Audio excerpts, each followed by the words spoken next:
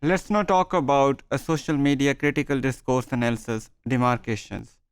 I will try to elaborate here how social media discourse can be analyzed in a critical manner.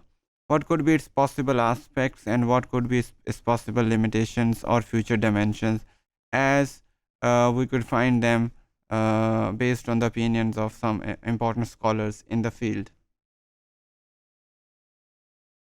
Khosravi Nick believes that critical discourse studies may be and should be defined as something which is socially committed, problem oriented, and textually based analysis of the discourse.